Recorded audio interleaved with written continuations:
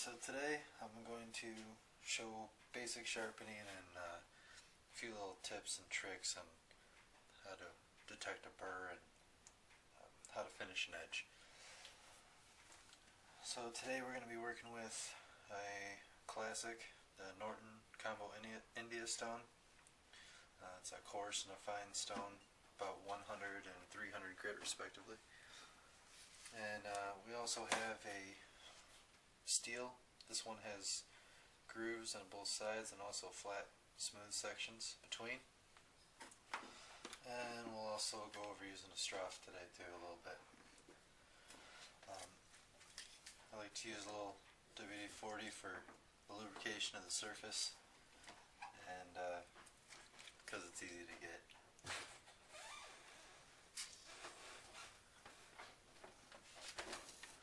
I tend to find that heavier, like a 3-in-1 oil, it's just too thick on the surface. And the WD, which is basically a mineral oil and solvent, works pretty well.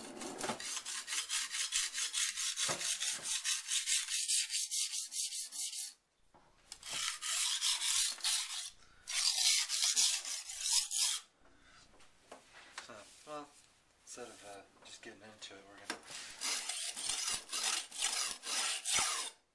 go ahead and dull that edge out really well, just to show you that we're really going to have to grind a little bit.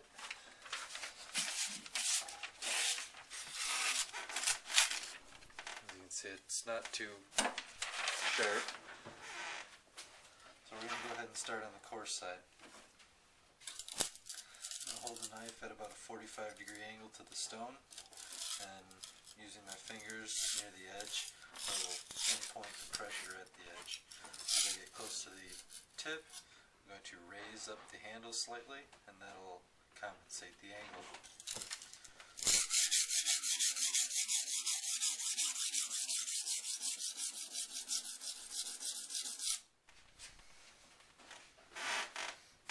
After a pass, look down the edge, check your grind pattern, make sure it's even and contacting the whole bevel as you go down, from the heel all the way up to the tip.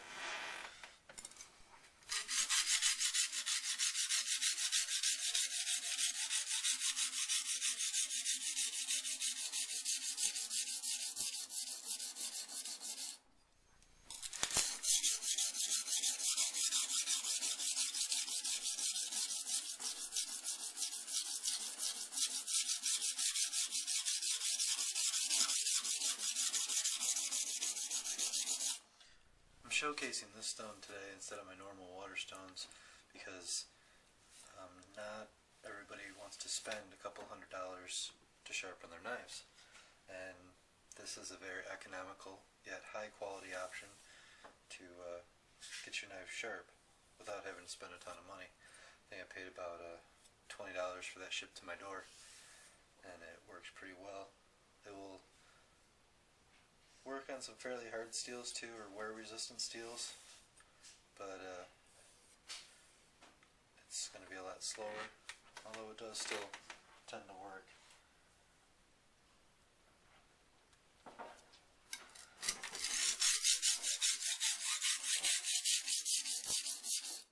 It's going to show its best performance on a stainless or a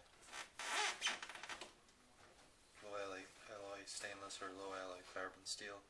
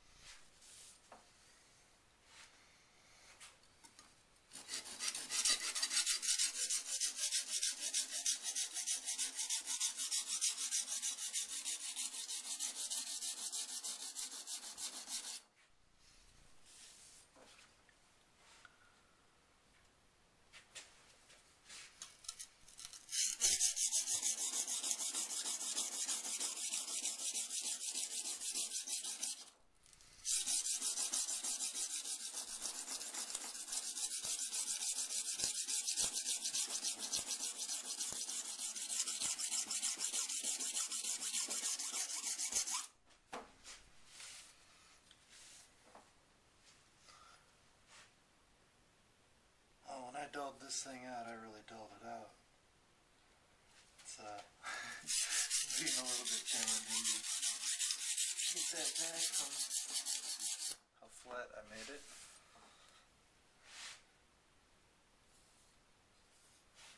But we're almost there.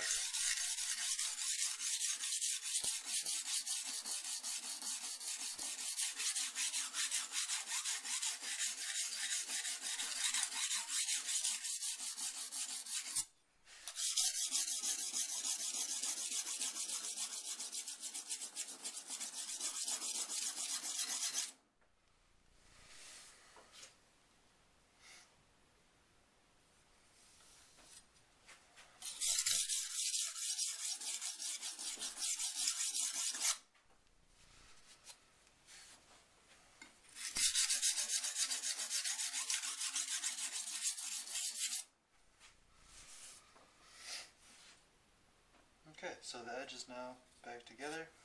Okay, make a couple passes. Like so, just kind of refine that edge out a little bit. Now, this isn't going to be very impressive, I don't think, but let's see what it's a little better than I thought. Very, very toothy, but as you can see, very sharp.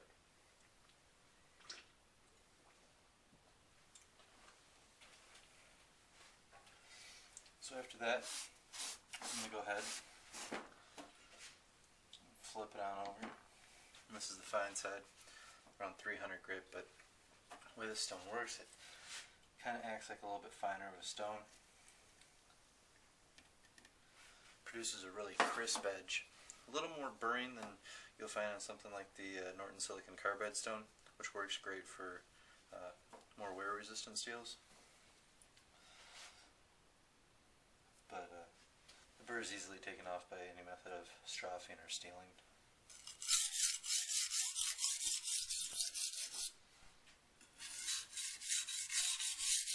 Kind of lightly going over, spreading the oil around. Now, start grinding away the scratch pattern from the fork side.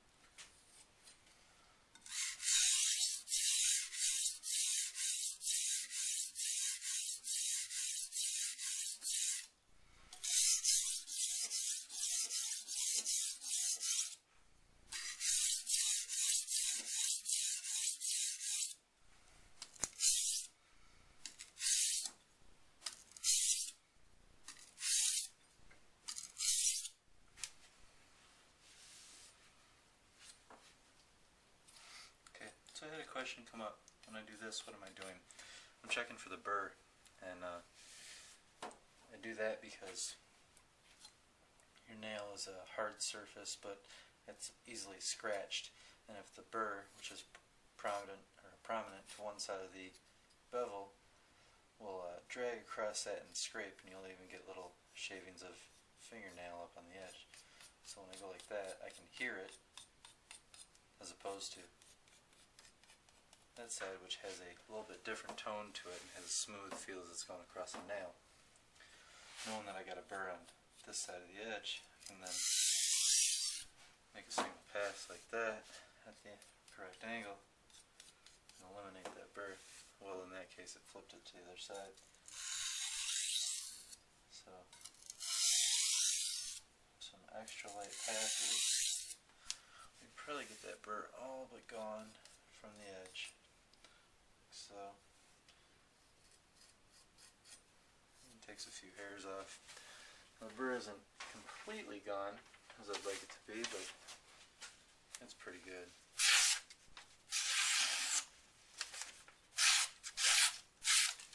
Sharpen to slice up some paper.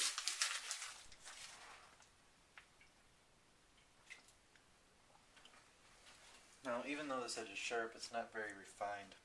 It'll kind of catch and so forth on the cut material, leaving a less refined surface. And if you're cutting food, you want a little bit more of a refined cutting edge, so you're not disrupting the food so much. So a lot of times a steel is used. We're going to get to that in a minute, but we're going to start actually with the strop in this case. Now, surprisingly, it's very easy to finish on this strop for how coarse that stone was. And this is a 0.5 micron diamond suspension that was sprayed on here. We're going to go ahead and make a number of passes.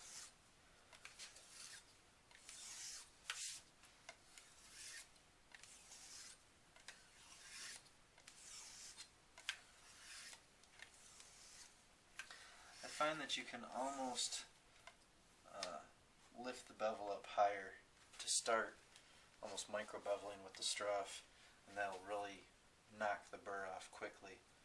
And then hit the bevel angle to finish off your strafing. Otherwise it tends to kind of pull the burr straight off the edge, and it'll just hold it there all the way down to the point of you thinking it's gone, and then the first time you make a cut on something, you'll have a burr back on your edge. Won't necessarily affect cutting performance all that much, but I will say the edges are definitely better performers when they're not there.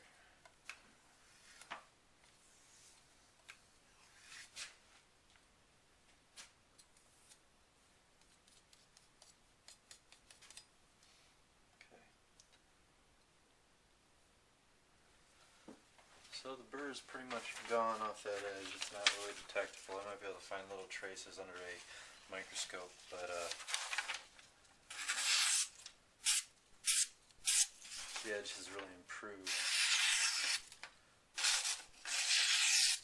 And almost perfect push cuts. If I spread it a little bit, it'll even make a cut like that. But it has a lot of toothy bite, which a lot of people like.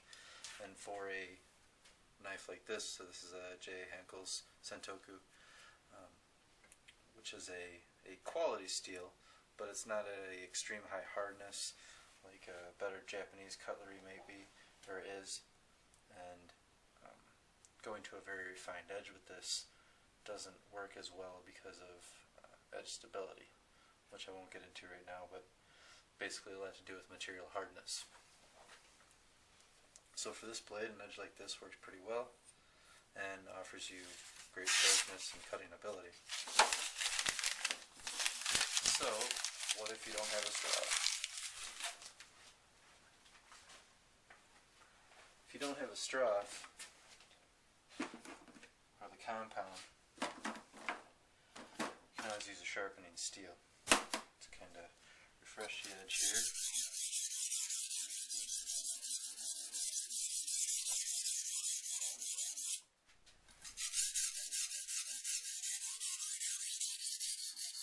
Now it doesn't really work to steel a strop edge because you've already done the purpose of what the steel would have done with the strop. You can use the steel later on to realign the edge, as it's called most of the time, when it's become dull, but it's not something you should use as a final finish beyond a final finish such as the strop.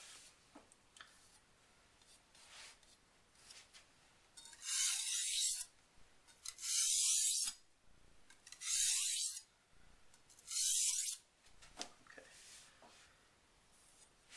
so that's pretty good. It's got a little bit of burr on there, which is alright. See, a little piece of paper here. It'll It's not push cutting anymore, but it will still slice like it did before when it was coming off the saw before. So a little information about a steel. A steel is just a hardened piece of steel, which is supposed to be harder than the blade steel you're trying to steel. That's why a lot of times you'll hear people say don't use a steel on a harder blade because you might get some chipping or abnormalities in the edge that's not favorable. That's probably because the steel itself is a similar hardness to the steel that is on the blade, and due to the science behind it, it doesn't work so well. So in this case it does, because this steel, which is probably older than me, is harder than the blade steel of this knife. So to start out, I'm going to use the groove sides of the steel, because I don't like to use it in this manner or a unpredictable angled stroke this way. I'm just going to use it like I'm holding a stone, this. And what I'm going to do is I'm going to go at a slightly elevated angle, because all I'm trying to do here is contact the very apex of the edge and put a micro bevel in it. The reason I'm doing this is because a steel burnishes steel. And what that means is when the two pieces of metal rub together, they tend to polish each other. And that's why when you use a steel on this coarse edge, as you're about to see, it'll get very sharp. The only downside is you can only do it a certain number of times before you have to resharpen again. And that magic number is probably around 3 to 5. Any more than that, you're just going to wind up over deforming the steel at the edge and causing it to become weak and unstable. So to start out, we're just going to take a slightly elevated angle and run this down the groove section of the steel.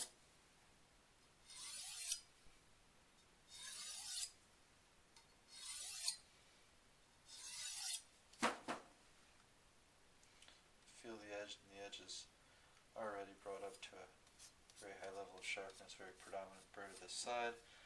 I'll go back down that way one time. And that's pretty much flipped it. A little piece of newsprint here. You can see we're starting to push cut a little bit. Now I'm going to go over to the smooth section of the steel, and this is going to polish it out a little more.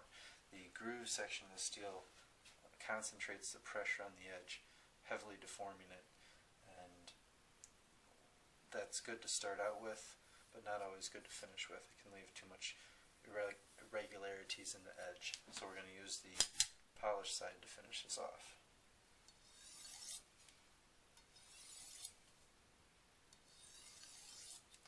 There's no reason to use a lot of pressure here. You can on the groove side to start out, just in the first 2 passes, but you want to keep it light and consistent, because the forces at work are magnified many times, though you may not feel it.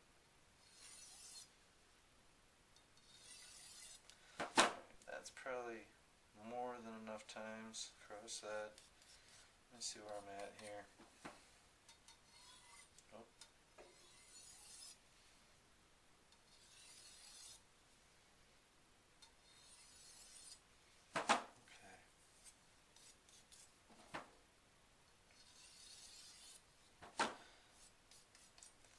Difficulty with this method is sometimes the burr will not come completely off the edge.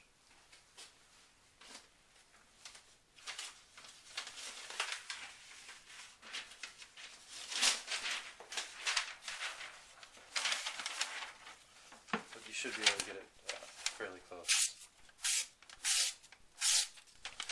You can see it's a little less on the push cutting ability.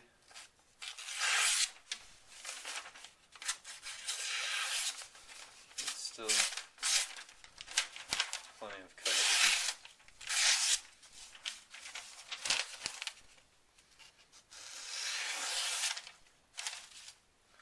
For a very simple way to finish, you can get a very sharp edge. I prefer the strop because it leaves the edge a little cleaner at the end. Like I said, if you don't have a strop, a steel, or even the back of another knife will work the same as a steel. And that's a quick way to finish the edge. But if you don't have a strop, or if you just don't like the coarseness of the edge from the stone. So there you have it, sharpening with basic tools and getting a quality edge on your average kitchen knife. If you have any questions, please post them below.